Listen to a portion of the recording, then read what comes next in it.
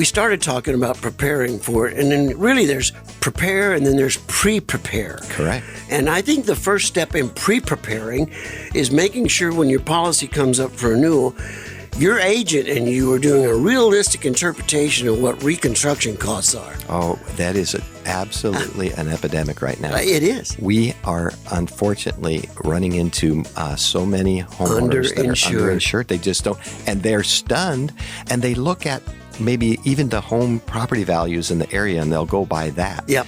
And we try to help them understand.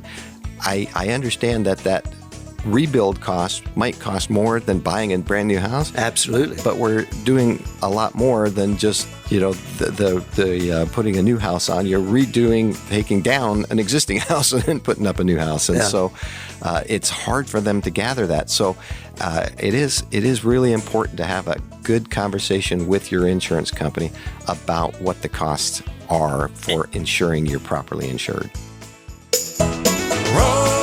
Rosie on the house, every Arizona homeowner's best friend.